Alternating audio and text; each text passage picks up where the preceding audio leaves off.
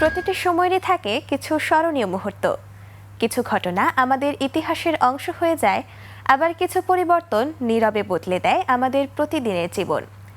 দেশের নানা প্রান্তে ছড়িয়ে থাকা সেই সব ঘটনা, উদ্যোগ আর মানুষের গল্প নিয়েই প্রতি সপ্তাহে হাজির হই আমরা। আমি হৃদি, স্বাগতম দেশ জুড়েতে। চলুন শুরুতেই দেখে নেই আজকের শিরোনাম। বিশেষ আয়োজন, জুলাইয়ের গল্প। পাহাড়ি ঢল আর নদীর পানি বৃদ্ধি, কোথায় সবচেয়ে বেশি ঝুঁকি? কুটির শিল্পে মিলছে সম্ভাবনার নতুন ঠিকানা। আর ছাদের বাগানে আনার চাষ, তৈরি হচ্ছে সাফল্যের নতুন উদাহরণ। শুরু করছি আজকের বিশেষ আয়োজন দিয়ে। সব ইতিহাস একদিনে লেখা হয় না। কিছু ইতিহাস শুরু হয় কয়েকটি দৃঢ় পদচারণায়, কয়েকটি নির্ভীক কণ্ঠে, আরেকটি অদম্য বিশ্বাসে। সেই শুরু হওয়ার গল্পগুলোই সময়ের সঙ্গে হয়ে উঠেছে আমাদের ইতিহাসের অংশ। আজকের বিশেষ আয়োজন জুলাইয়ের গল্পে থাকছে সেই সময়ের কিছু স্মৃতি, কিছু অজানা কথা আর ইতিহাসের এমন কিছু মুহূর্ত যা আজও অনুপ্রেরণা যোগায় নতুন প্রজন্মকে। চলুন দেখে নেওয়া যাক আজকের বিশেষ আয়োজন, জুলাইয়ের গল্প।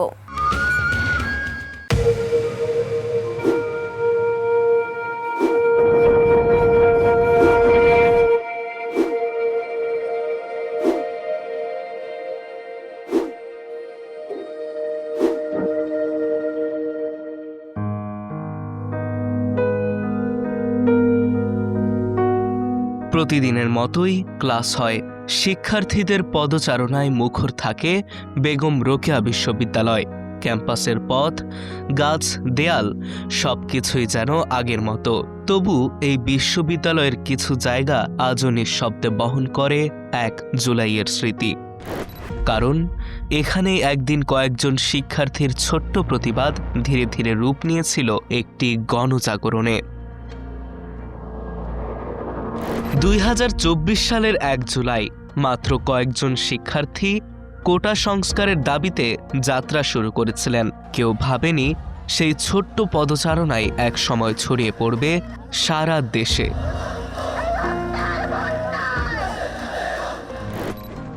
শুরুটা সহজ ছিল না। গোপনে ঝটিকা মিছিল, ভয়, বাধা আর প্রতিরোধ পেরিয়ে আন্দোলন এগিয়ে যেতে থাকে। সেই পথচলায় সামনে ছিলেন বেগম রোকেয়া বিশ্ববিদ্যালয়ের শিক্ষার্থী আবু সাঈদ। তার সাহস আর আত্মত্যাগ শুধু একটি আন্দোলনের নয়, একটি নতুন ইতিহাসের প্রতীক হয়ে ওঠে।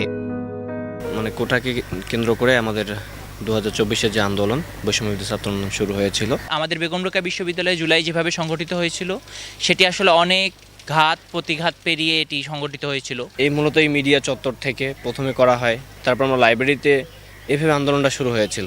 ওই 16 জুলাই যে আন্দোলন ছিল, আবু সাঈদ তার প্রাণ দিয়ে কিন্তু আসলে পুরো বাংলাদেশের মানুষকে একত্রিত করেছে। আবু সাঈদের নাম উচ্চারণ হলেই আজও ভারী হয়ে আসে বাবা মায়ের কণ্ঠ। তাদের অভিযোগ, হত্যার বিচার প্রক্রিয়া এখনো প্রত্যাশিত গতিতে এগোয়নি। সন্তানকে হারানোর সেই শোকের সঙ্গে আজও জড়িয়ে আছে ন্যায় বিচারের অপেক্ষা। আমার ছেলে আবু সাঈদ যখন রংপুরে শহীদ হয়, সেই খবর জানবে পায় আমার ছেলেরা 2 জন আর আমার বেটি জামাইরা 2 জন, 4 জন চলে গেল। যা ওখানে আর লাশের পাত্তা পায় না, লাশ নিয়ে এসে লাশ দেয় না। আমার ছেলেকে আনবে দেয় নাই। আমার ছেলে অনেক কষ্ট করে নিয়েছে।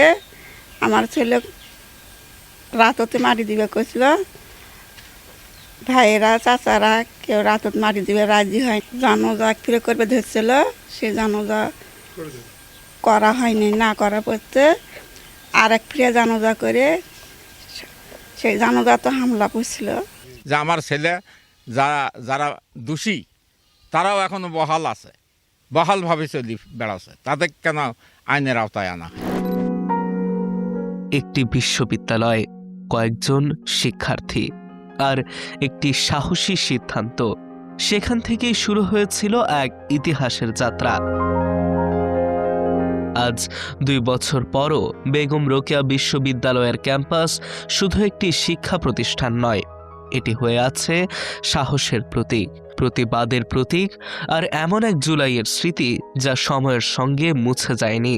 কারণ কিছু আন্দোলন শুধু রাজপথ বদলায় না, একটি জাতির ইতিহাসও বদলে দেয়। মোহাম্মদ জাফির হাসান, দেশ জুড়ে 21 টেলিভিশন।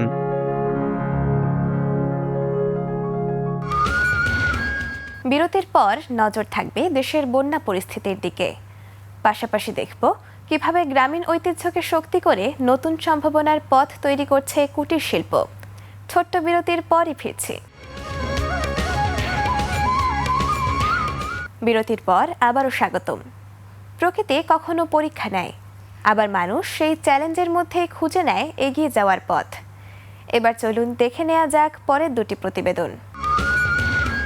টানা বর্ষণ আর উজানের পাহাড়ি ঢলে দেশের বিভিন্ন অঞ্চলে বাড়ছে বন্যার আশঙ্কা। কোথাও তলিয়ে যাচ্ছে জনপদ, কোথাও বাড়ছে নদীর পানি, আবার কোথাও মানুষ অপেক্ষা করছে নতুন শঙ্কার। সার্বিক পরিস্থিতি জানাচ্ছেন আফরা রাইদা পৃথিয়া।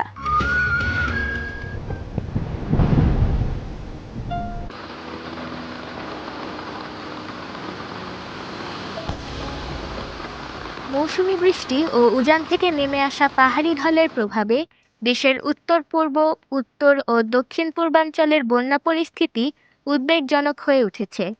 বিশেষ করে ফেনী, খাগড়াছড়ি, বান্দরবান, চট্টগ্রাম, কক্সবাজার, সুনামগঞ্জ, মৌলভীবাজার, হবিগঞ্জ, কুড়িগ্রাম, লালমনিরহাট, নীলফামারী, রংপুর ও গাইবান্ধা জেলার বিভিন্ন নিম্নাঞ্চলে পানি বৃদ্ধি অব্যাহত রয়েছে।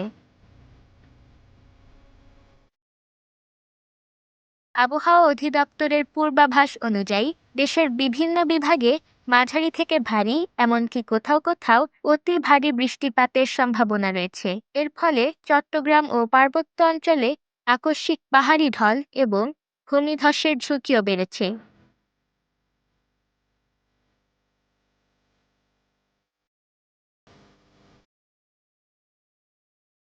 ইতোমধ্যেই কক্সবাজারের রোহিঙ্গা ক্যাম্পে ভূমিধসে প্রাণহানির ঘটনা ঘটেছে, যা পরিস্থিতির ভয়াবহতারই ইঙ্গিত দিচ্ছে।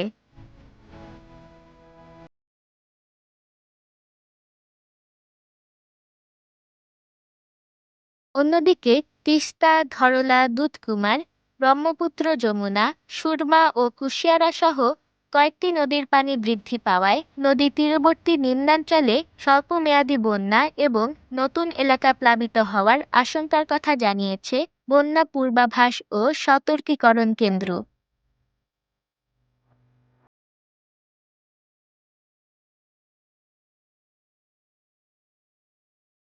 বিশেষজ্ঞদের মতে জুলাই-আগস্ট এই 2 মাসই দেশের জন্য সবচেয়ে ঝুঁকিপূর্ণ সময়। দুর্যোগ বিশেষজ্ঞরা বলছেন, এখন সবচেয়ে বেশি প্রয়োজন সতর্কতা। বন্যাপ্রবণ এলাকার বাসিন্দাদের সরকারি নির্দেশনা মেনে চলা, প্রয়োজনীয় শুকনো খাবার, বিশুদ্ধ পানি ও ওষুধ মজুত রাখা এবং পানি দ্রুত বাড়তে শুরু করলে নিরাপদ আশ্রয়ে সরে যাওয়ার পরামর্শ দেওয়া হচ্ছে। একই সঙ্গে পাহাড়ি এলাকায় অপ্রয়োজনীয় চলাচল এবং পাহাড় কাটা বা ঝুঁকিপূর্ণ ঢালের আশপাশে অবস্থান থেকেও বিরত থাকতে বলা হয়েছে।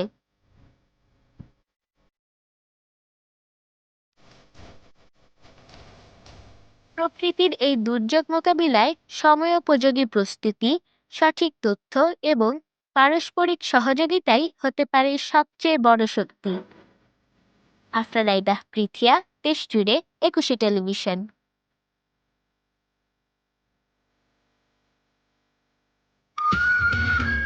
বাংলার কুটির শিল্প শুধু আমাদের ঐতিহ্যের পরিচয় নয়, হাজারো মানুষের জীবিকা আর সম্ভাবনারও গল্প। গ্রামের দক্ষ হাতে তৈরি নানা পণ্য এখন পৌঁছে যাচ্ছে দেশের গণ্ডি পেরিয়ে আন্তর্জাতিক বাজারেও। এই অনুপ্রেরণার গল্প জানাচ্ছেন কাজী ওয়াসিয়া আমিন।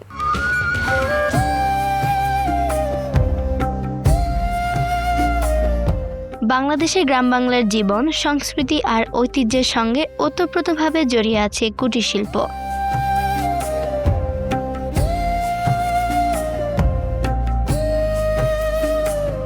স্বল্প পুঁজি, স্থানীয় কাঁচামাল এবং দক্ষ কারিগরের হাতে তৈরি নানা পণ্য আজ দেশের গণ্ডি পেরিয়ে আন্তর্জাতিক বাজারেও পরিচিতি পাচ্ছে।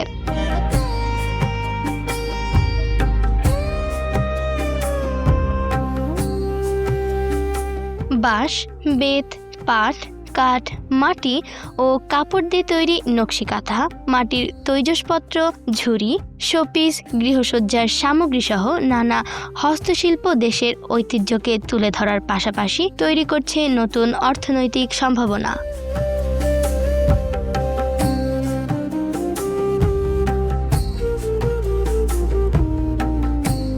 বিশেষ করে গ্রামীণ নারী পুরুষের কর্মসংস্থান সৃষ্টি, আত্মনির্ভরশীলতা বৃদ্ধি এবং পারিবারিক আয় বাড়াতে গুরুত্বপূর্ণ ভূমিকা রাখছে এই খাত। আধুনিক নকশা, প্রশিক্ষণ এবং অনলাইন বিপণনের সুযোগ বাড়ায় কুটির শিল্পে যুক্ত হচ্ছেন নতুন উদ্যোক্তারাও।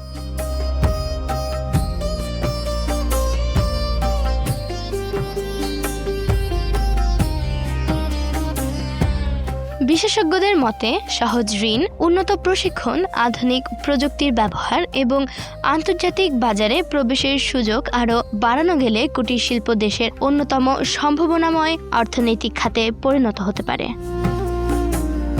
কাজী ওয়াসিয়া আমিন, দেশজুড়ে 21 টেলিভিশন। শেষ পর্বে থাকছে ছোট্ট একটি উদ্যোগ যা বদলে দিয়েছে একটি ছাদের চেহারা। আর সবশেষে থাকবে নাচের প্রাণবন্ত একটি পরিবেশনা। ফিরছি একটু পরেই।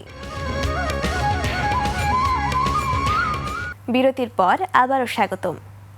বড় পরিবর্তনের শুরু অনেক সময় হয় ছোট্ট একটি উদ্যোগ থেকে, আর সেই উদ্যোগে একদিন হয়ে ওঠে অন্যদের অনুপ্রেরণা।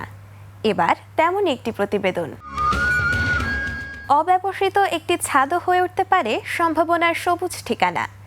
ঝিনাইদহে ছাদের বাগানের সফলভাবে আনার চাষ করে দৃষ্টি কেড়েছেন এক উদ্যোক্তা। তার সেই উদ্যোগ এখন অনুপ্রাণিত করছে আরও অনেককে।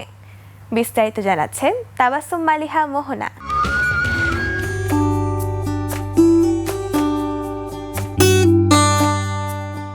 সবুজ পাতার ফাঁকে দোল খাচ্ছে লালচে গোলাপি আনার।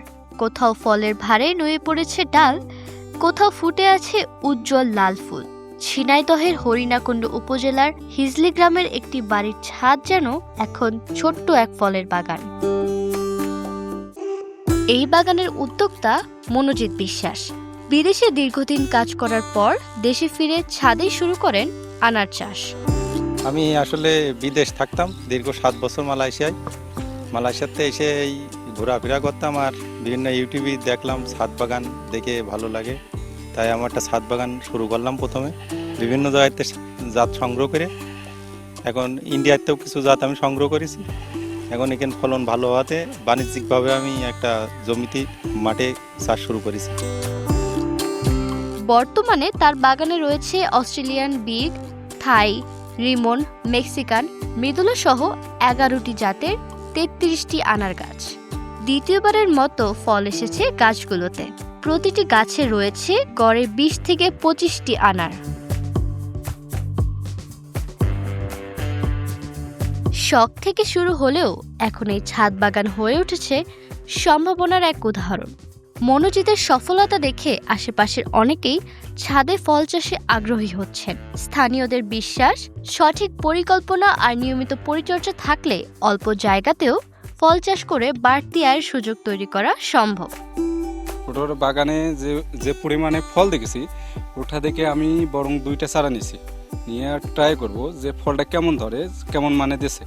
দেওয়ার পর ওটা যদি আমার মানসম্মত যদি ভালো পাই, তাহলে আমি ওখানে বাগান করার একটা প্রকল্প তৈরি নেব। ছাদে যে বাগান করেছে, বাগানটা লাল ফল খুব সুন্দর। আমরা মাঝে মাঝে ছাদে উঠি, ভাই আমরা দেখে আসি, এরম মাঝে মাঝে একটা ছিঁড়ে ছিঁড়ে খাই। মনোজিৎ বলছেন, ছাদ বাগান শুধু শখের বিষয় নয়, এটি হতে পারে নিরাপদ ফল উৎপাদন ও আয়ের একটি কার্যকর মাধ্যম। তাই ভবিষ্যতে আরো বড় পরিসরে আনার চাষের পরিকল্পনা রয়েছে তার। সামনে আশা আছে বড় আকারে একটা বাগান করার। জমি প্রস্তুতকারক চলছে, প্রস্তুত হয়ে গেলে কিছু জাত বাছাইকৃত করে বড় আকারে বাগান করব।